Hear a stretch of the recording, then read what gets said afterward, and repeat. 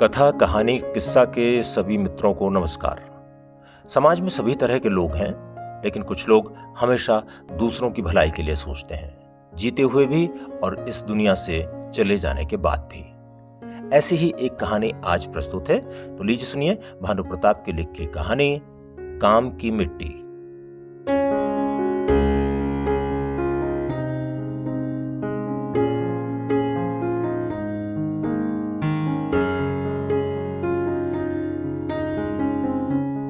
Ambulance के पीछे की तरफ लगी लाल टेल लाइट्स दूर तक उसे दिखाई देती रहीं। गली के मोड़ पर एम्बुलेंस के मुड़ते ही केवल अंधेरा रह गया। लगा जैसे हाथ में अभी तक कुछ था जो छूट गया। वो सोच रही थी कि काश किसी तरह एम्बुलेंस की वो लाल बत्तियां पीछे की तरफ आने लगे, एम्बुलेंस रिवर्स में चले और फिर से उसके घर के बाहर आकर रुके। एम्बुलेंस का दरवाजा खोलकर शर्मा जी मुस्कुराते हुए बाहर निकल आए। शर्मा जी इसी तरह के सरप्राइज ही तो देते रहे जिंदगी भर। अंधेरे में लाल बत्तियों को ढूंढती हुई वो सोच रही थी, आज आखिरी बार एक बार फिर से आ जाओ वापस। समय को उल्टा चलता हुआ देखना कितना अच्छा लगता है। समय उसे हमेशा एक लंबा स्केल जैसा लगा है। इस स्केल में ही सेकंड से लेकर साल तक लिखे गए हैं। उन्हीं के साथ कई घटनाएं भी चिपकी हुई हैं इस स्केल पर। आंखों की कोरों से आंसू छूने को ही थे, लेकिन उसने उन्हें गालों पर ढलने नहीं दिया। गले में जैसे कुछ फंस गया था। उसने लंबी सांस ली और आंसुओं के साथ बाहर आने को उफन रहे इस कुछ को भी उसने अंदर ही निगल लिया। चलो मम्मी, कब तक यहां खड़ी रहोगी? सुम्मी का हाथ उसे अपने कंधे पर महसूस हुआ। उसका हाथ पकड़कर वो वापस मुड़ गई। इस घर में कैसे रह पाएगी वो? अपने कमरे में आते ही उसकी निगाह खाली बेड पर पड़ी और फिर पूरा ही घर घूमने लगा। दीवारें, खिड़कियां, दरवाजे एकाएक गायब हो गए। उसे ऐसा महसूस हुआ कि वो किसी बियावान में खड़ी है। न वहां कोई घर है, न ही कोई अपना। आंखें फिर से भरने को आईं, पर तभी सुम्मी की आवाज सुनाई दी, पानी पी लो मम्मी, यहां बैठो आप। कुर्सी पर बैठकर उसने 2 घूंट पिए और आंखें बंद कर अपनी पीठ कुर्सी पर टिका ली। एम्बुलेंस की लाल लाइट अभी भी आंखों के आगे घूम रही थीं। यादें किसी फ्लैश की तरह उसके दिमाग में कौंध रही थीं। कोई सिलसिला नहीं, कोई तरतीब नहीं, बस तस्वीरें आ जा रही थीं। उस शाम जब पिताजी ने शर्मा जी की तस्वीर मां को दिखाई तो उसका दिल धक धक करने लगा था। रात को मां ने चुपके से तस्वीर उसके हाथ में थमा दी। अपने कमरे में जाकर उसने सांसों पर काबू पाया और धीमे से तस्वीर पलट दी। घुंघराले बाल, जरूरत से थोड़ी लंबी नाक, चेहरे पर हल्की सी मुस्कुराहट और होठों से ज्यादा मुस्कुराती आंखें। क्या आगे का जीवन इसी के साथ बिताना है? तकिए के नीचे फोटो रखकर वो सोने की कोशिश करती रही, लेकिन नींद कहाँ थी।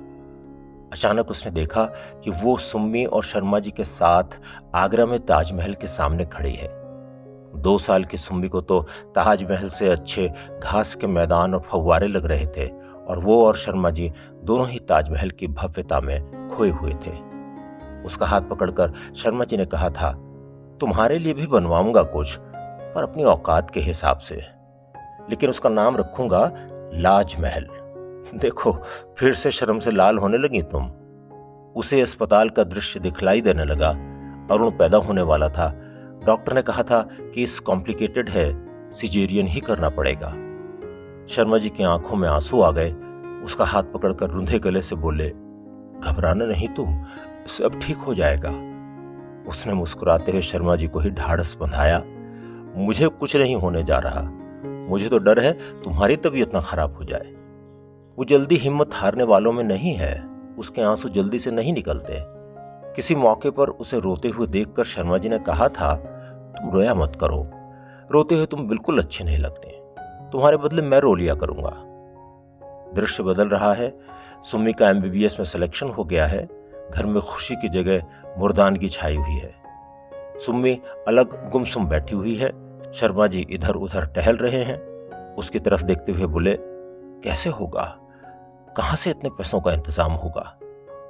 हमेशा की तरह शर्मा जी का हाथ पकड़कर उसने कहा, क्यों चिंता कर रहे हो जाएगा कुछ ना कुछ। सुबह तक उसने भैया और पिताजी से बात कर ली थी, अपनी बचत जोड़ ली थी और समझ गई थी कि एडमिशन तक का खर्च हो ही जाएगा, आगे की फिर देखी जाएगी। दोनों बच्चों के साथ एलटीसी की यात्रा। शर्मा जी और दोनों बच्चे बुखार में तप रहे हैं और वो तीमारदारी में लगी हुई है। पहली बार शर्मा जी के पीछे स्कूटर में बैठकर वो बाजार गई है।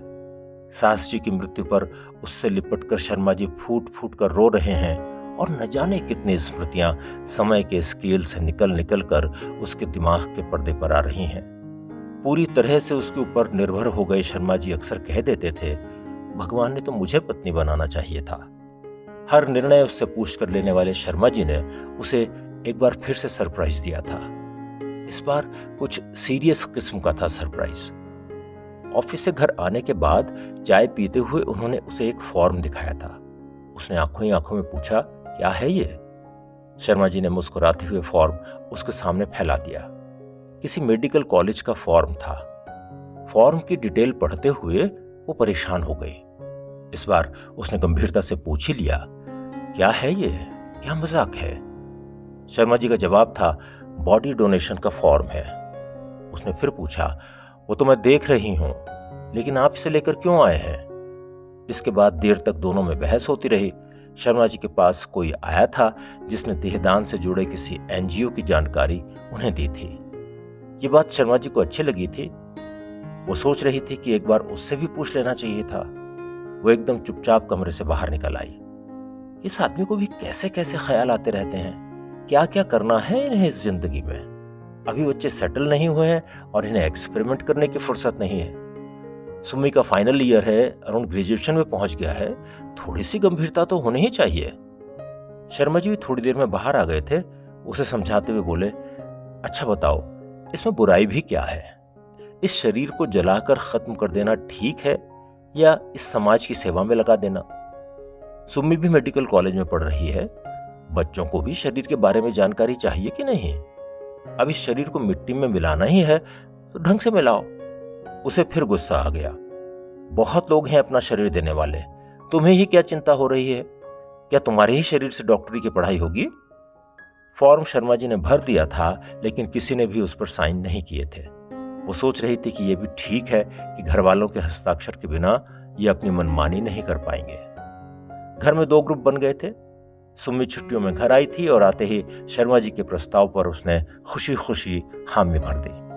अरुण ने पहले ही मना कर दिया था कि वो इस तरह के किसी भी फॉर्म पर साइन नहीं करेगा।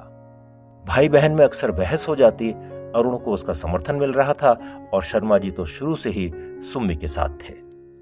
सुम्मी ने एक दिन ऐसा सवाल दाग दिया कि किसी से भी जवाब देते नहीं बन रहा था।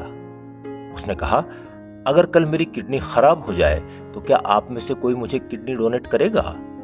इस अप्रत्याशित सवाल का जवाब किसी को सूझ नहीं रहा था। सबसे पहले शर्मा जी ने कहा कि हाँ, वो अपनी किडनी दे देंगे। उसने भी स्वीकार किया कि वो अपनी किडनी देगी। अरुण सुम्मी की बात समझ रहा था। उसने कहा, हाँ मैं भी दूंगा, लेकिन तुझे, क्योंकि तू मेरी बहन है। भाई बहन बहुत देर तक बहस करते रहे।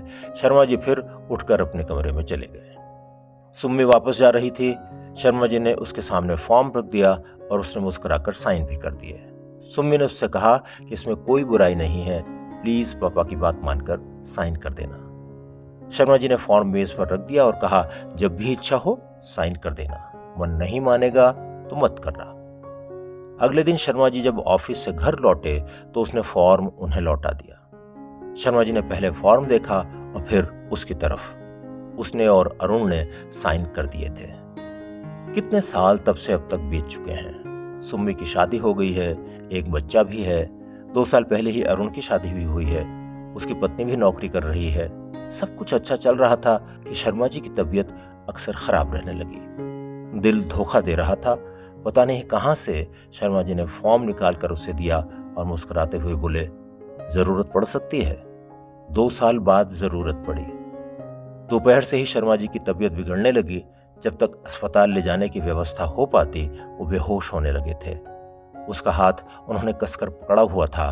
शायद उन्हें ये आभास था कि अब साथ छूट रहा है। और फिर अचानक से पकड़ कमजोर हो गई उसके हाथ में अब केवल शर्मा जी का हाथ ही था। वो कुर्सी पर बैठी हुई थी और उसकी आंखें बंद थीं। एम्बुलेंस की लाल बत्तियां उसे दिख रही थीं। वो जानती थी कि एम्बुलेंस वापस नहीं आएगी। सुम्मी ने कहा, मम्मी आप आराम कर लो, कब तक इस तरह बैठे रहोगे? वो निढाल हो चुकी थी। उसने सुम्मी को पास बैठाकर कहा, सुम्मी मेरा एक काम करेगी? सुम्मी ने उसे देखते हुए कहा, क्या? बोलो। उसने सुम्मी का हाथ पकड़ लिया और बोली, कल मेरे लिए भी देहदान का फॉर्म ले आना बेटा। सुम्मी भरी आंखों से उसकी तरफ देख रही थी। सुम्मी के कंधे पर सर रखते ही उसकी भी हिचकियां बंध गईं। उसके सारे सुख सारे दुख आंखों के रास्ते बहने लगे थे।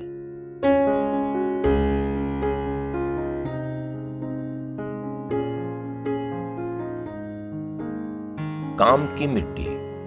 अभी आपने भानु प्रताप की लिखी ये कहानी सुनी। कहानी अच्छी लगी हो तो इसे लाइक कीजिए, शेयर कीजिए और हमारे चैनल को सब्सक्राइब भी कीजिए। कमेंट बॉक्स में अपना कमेंट भी जरूर लिखिएगा। जल्दी मिलते हैं एक और नई कहानी के साथ।